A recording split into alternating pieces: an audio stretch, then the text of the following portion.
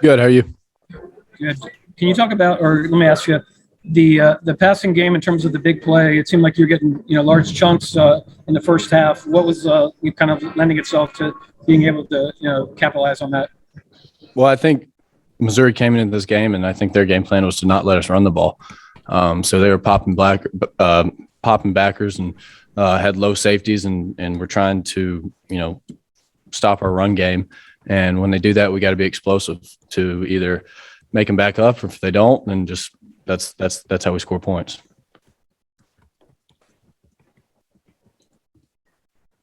Hey, Stetson, can you talk about, early fourth down, you guys going for it, went right for the jugular. Can you talk about that, the pass to Arian that got Georgia started offensively?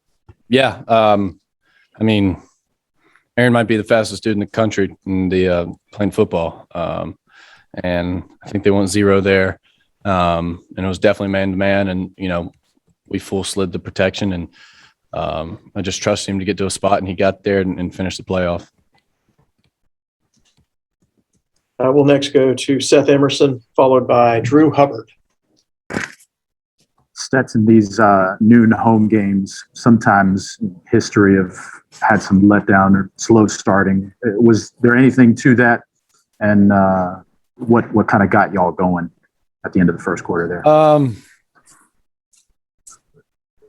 I think that's just a personal thing that we try to facilitate throughout the whole team. But you got to wake up, you got to go to sleep during the week, you got to prepare your body to be able to get up. And I think we did a good job. We still started a little slow on both sides of the ball.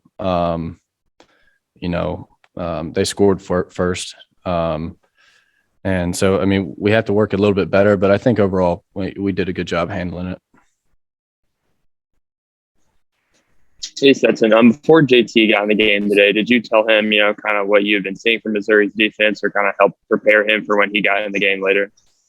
Yeah. We talk every series coming off the field about what I saw or what he saw from the sideline. And, usually, we both have the same ideas, but sometimes somebody else sees something that the other person doesn't see. But yeah.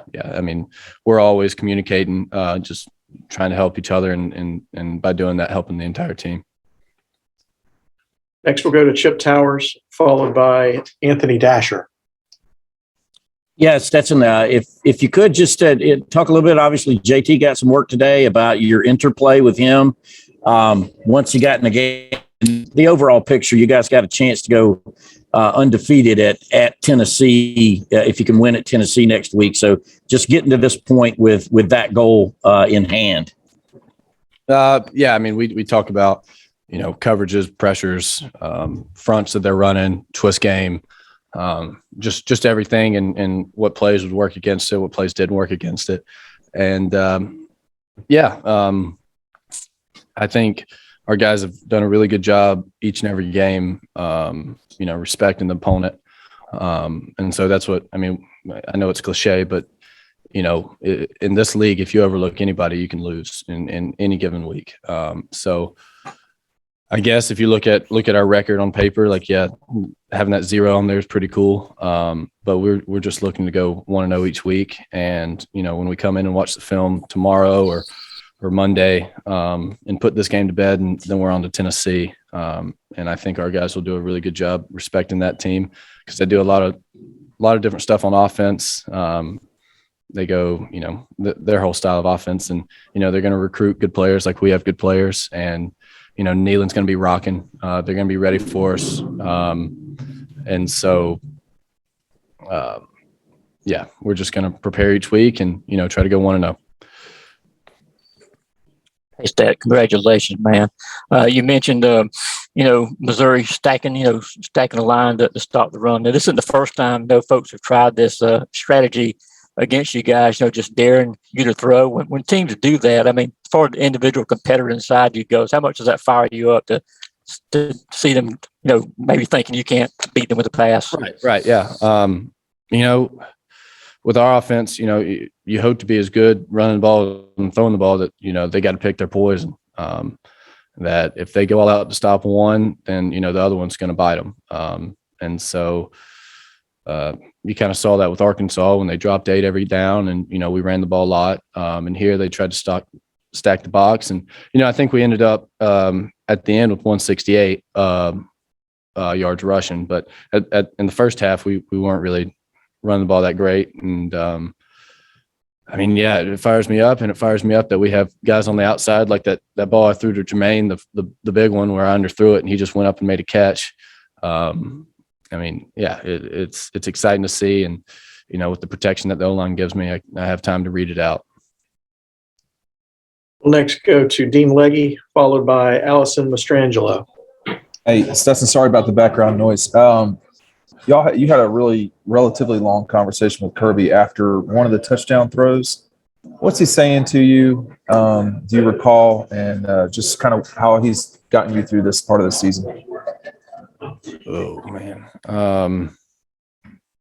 But if it was after the second one, it was because I freaking screwed up a read on one of the run plays earlier in the drive. They went cover 0, and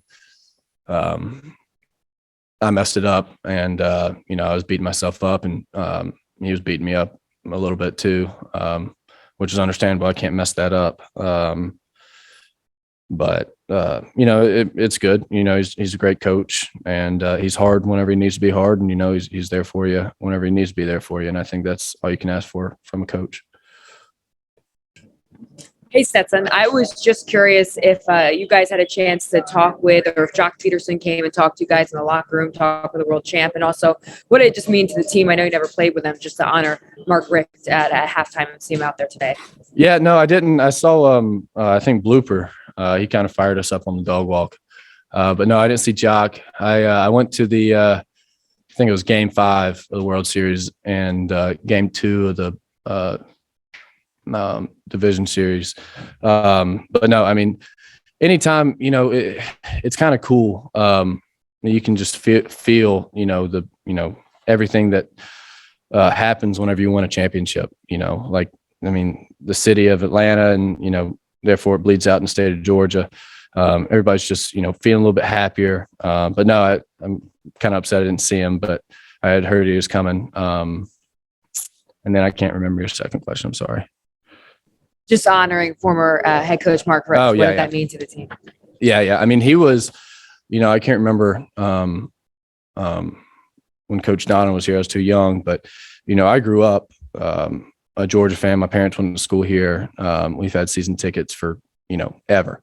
And they were all his teams, so I didn't get a chance to see him, but, a bunch of my, fan side of things for University of Georgia Bulldogs starts and ends with him, and what he did for this program, and just how appreciative we are.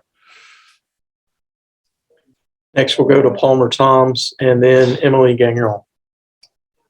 Stetson, how big was it to get guys like Arian and Marcus and Jermaine back today? Looked like they all kind of made big plays in the passing game. Yeah, like I said earlier, Arian's stupid fast, and that helps. And then Marcus saved my butt on the sideline one time. I was a little late on an out route. He's got huge hands and is strong, and he's still kind of working back from that ankle injury that was horrible against the Florida game. So he kind of leans on his strengths, which I think everybody does. And it's awesome to see our offense coming back into full strength, and hopefully we can get the timing down with those guys that missed a little bit of time, and just get everything going. Hey, Stetson, I know obviously ultimately you compete with JT and you guys want the same goal, which is winning. Just having him back out there today in the second half, what was that like for you? That was cool. Anytime, somebody else goes in there and has success, it's cool, and we're buddies and we're friends, and, it was pretty cool to see him out. Last 2 questions will go to Davis Baker and finish with Connor Riley, please. Hey, Stetson, could you just talk about the play of the offensive line today? I know they didn't give up a sack, and specifically Broderick Jones starting at left tackle. Yeah. Brod's done a great job filling in for some guys. He's a young player, but he's a freak athlete. And yeah, I had all kinds of time in the pocket, which makes it so much easier to throw the ball. I don't think I got touched other than when I ran. And it makes you feel secure, knowing that those guys aren't going to give up a lot of sacks. Hey, Stetson, as you do get more wide receivers back and you get more reps in this offense, how much better do you guys think you can get on offense after the way you guys have played so far this season? Yeah. Coach Smart talks about, this plane's taking off and, we go 1 degree each week, just keep going. And I don't think there's like a number or like a concrete answer that I can give you other than, better than last week. I think that's our goal, individually. And, we're always, every single person except for me, kind of, you're fighting in a phone booth, right? It's one-on-one a lot of times. And if you win your phone booth, then the rest of the team does better. And so I think, you work on your mechanics, you work on, your individual job. And as we get all these guys back together and we get more experience together, then, the goal each week is just to get better. And I think we have the guys in the locker room that understand that. And hopefully that comes to fruition. Thanks, Stet. Congratulations on the victory. Have a